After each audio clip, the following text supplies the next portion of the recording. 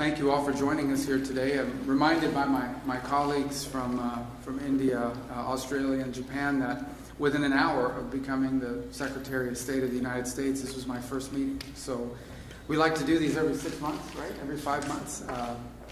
But we're honored to host them here today in this very important partnership that has developed over the years and that I think has really taken wing in the last few months, and we want to continue to build on. These are very important countries. These are very important strategic partners and allies of the United States, and together we have a lot of shared priorities, a lot of things we care about in the world. I think there are many global problems, but also problems that we face in our respective countries that can be solved by us cooperating together.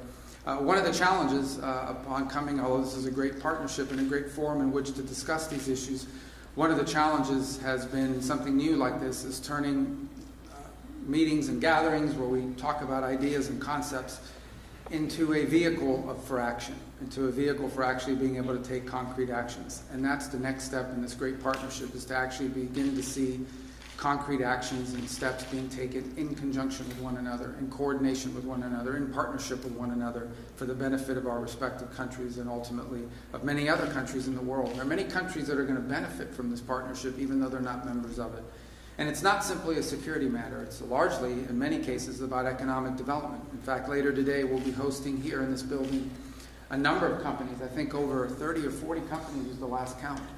Representing all four of our countries, companies that are doing businesses in these countries or who are domiciled in these countries and who are going to be visiting here to talk about things we can work together on. And there are many topics that we can work on and focus on. One that I've personally been very focused on is diversifying the global supply chain of critical minerals, not just access to the raw material, but also access to the ability to process and refine it to usable material. It's critical for all technologies and for all industries across the board. And so having a diverse and reliable global supply chain of these is just one example of many that we can focus on and build upon and achieve some real progress on. So that's the hope for this partnership. That's why it's so important to host it here today. And in addition to the bilateral relationships we have with each of the three partner nations that are here, it's also important within this forum to turn it into one where we begin to focus on specific issues that we want to work together on and begin to deliver action on those issues. And today's the next step in that process. It's an honor to host them. And now I'm going to ask who's become a friend. I've seen him a number of times now in just 6 months on the job, and I was just telling him how much he travels. I follow the news, and every time I see he's somewhere else in the world, so he's been very busy. But my colleague from India will be followed by my colleague from Australia, and then of course Japan, who I've also seen quite a number of times. In fact, I've seen you more than my own children, because he's at some of the same forums that we've been on, and it's been an important partnership as well. So I'm grateful to all of you for being here today. Welcome to the State Department. Welcome to Washington. And I look forward to visiting you in your respective countries as well, and for the progress that we're making together in this very, very important partnership and forum that we've created. So thank you. Thank you.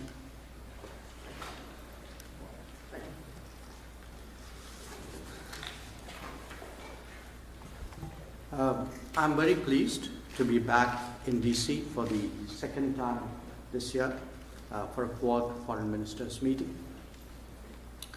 And let me begin by saying that we're all committed to ensure a free and open Indo-Pacific. To that end, our endeavors are devoted to promoting a rules-based international order. It is essential that nations of the Indo-Pacific have the freedom of choice, so essential to make right decisions on development and security.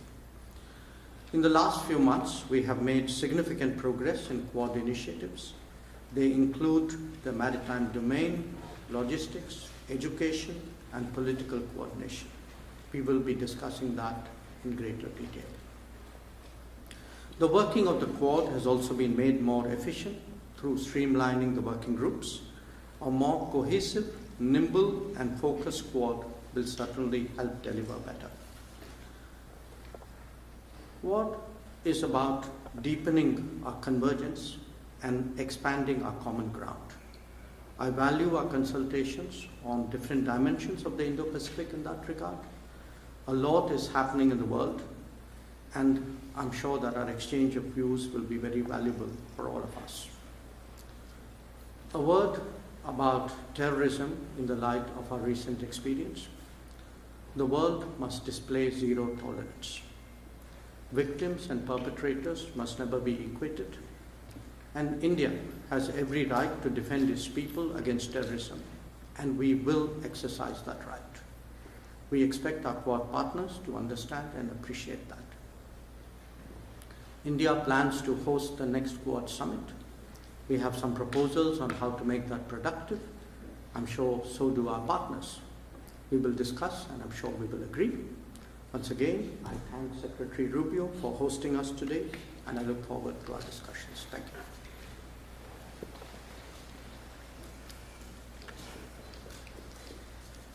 Thanks very much.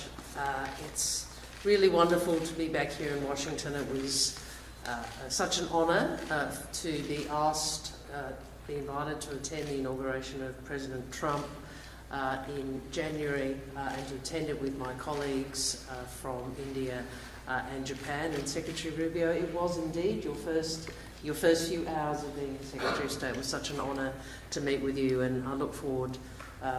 Thank you for the engagement over particularly this last little period with the Middle East, and then obviously we look forward to your visit to the ASEAN set of meetings in our region. We understand how important this partnership is. It is such an important partnership for the world, it's such an important partnership for our region, it's such an important partnership for the countries represented. The importance of our partnership is highlighted by the urgency of the strategic challenges that we all face. In his testimony to his confirmation hearings, the Secretary spoke about the future of the 21st century being made in this region, being shaped in this region, and Australia agrees. This is a very important Quad meeting, as always, and unfortunately we meet against the backdrop of conflict and of escalating competition. So it has never been more important for us to harness our collective strength for peace, for stability, for prosperity in the Indo-Pacific and for all our peoples. These four countries represent nearly a quarter of the world's population and over a third of global GDP. We are independent, sovereign nations. We bring our own perspectives, our own interests, and we also know this, that we are stronger when we work together. Whether it's when we respond to emergencies, as we did, when we together mobilise quickly to support communities affected by the deadly earthquakes in Myanmar, or cooperating on issues which are critical to the region's security and prosperity, such as technology, supply chains and maritime security. Practical cooperation, which is all designed to make all of us safer in a region which continues to change. But I'm very grateful to be hosted again by the Secretary for this, our second Quad meeting in 6 months, and I look forward to the discussion today. Thank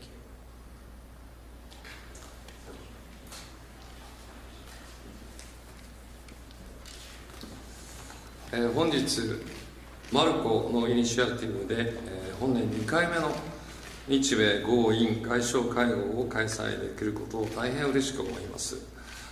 マルコが国務省に初登庁して数時間後に開催された本年1月の外相会合開催は、国際社会に対して前向きで力強いメッセージとなりました。Today, I am pleased to convene the second Quad Foreign Ministers meeting of this year, thanks to Marco's initiative. The previous Foreign Ministers meeting in January took place just a few hours after Marco's first day at the State Department, and I believe that sent a positive and strong message to the international community. それから半年のタイミングで再度日米豪印の外相がワシントン DC に集うことができたのはクアッドの結束の強さと重要性を示すものであります。The fact that the four foreign ministers are once again gathering here in Washington, D.C. only 6 months later demonstrates the strength of the unity and the importance of the Quad. 現在、中東や欧州ではさまざまな混乱が起きております。我々4カ国が位置するインド太平洋は世界人口の半数以上を要する世界経済の成長エンジンであり、インド太平洋地域の平和と安定は国際社会の繁栄にとって不可欠であります。インド太平洋地域の平和と安定のために地域の大国である日米豪印4カ国が果たせる役割は大変大きなものがございます。Currently, there is turmoil in the Middle East and Europe. The Indo-Pacific region, where our four countries are located, is the growth engine of the global economy, accounting for more than half of the world's population. With this, the peace and stability of the Indo-Pacific region are essential for the prosperity of international community. The four countries, as major powers in the region, have an important role to play in ensuring peace and stability in the Indo-Pacific region.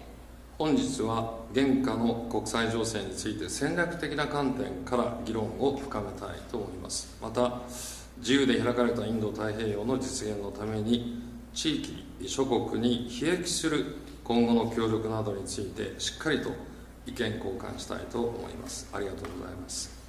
Today, I'm looking forward to engaging in in-depth strategic discussions on the current international situation. Additionally, we will exchange views on future cooperation that will benefit countries in the region in order to advance the realization of a free and open Indo-Pacific. Thank you very much. Thank you.